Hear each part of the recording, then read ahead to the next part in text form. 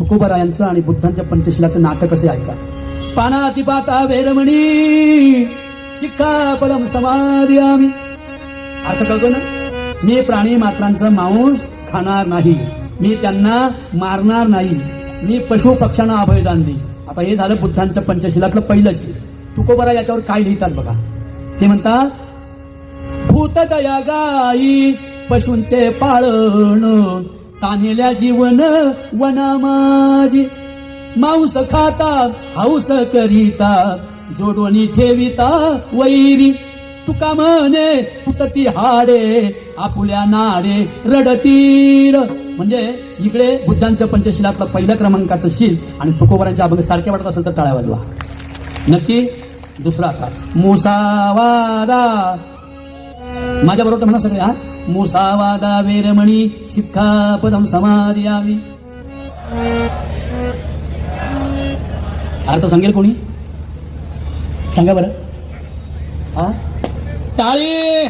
मी मरेल तरी कोणाचं खोटं करणार नाही, असत्य वागणार नाही आणि सत्याला सोडणार नाही. सत्य हा माझा बुद्ध आहे आणि सत्य माझा विठ्ठल आहे. आता हे झालं भगवंतांचं म्हणजे तथागतांचं. आता तुकोबारा काय म्हणताय का. सत्य तू सत्य तू विठ्ठल, कागा हा दाविला जगदाकार. सत्य बोले मुखे व्यतीचे वचन जेणे राहे समाधान.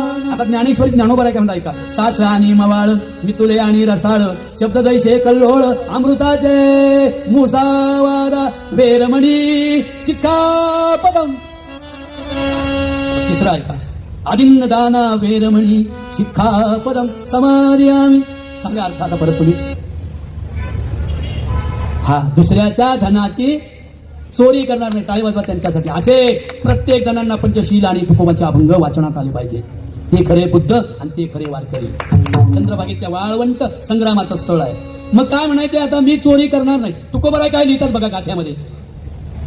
साधने तरी हीच दोन्ही, जरी कोणी साधीन. परद्रव्य परनारी यांचा धरी विटाळ, यांचा धरी विटाळ. दुसऱ्याच्या धनाचा विचार धरी चोरी करणार नाही. मग पुढे ऐका. आता 3 झाले ना. चौथं काय. कामेषु मिथ्याचार वेरमणी. बोला शिक्का. साहेब उठून उभे राहून सांगा. टाळे.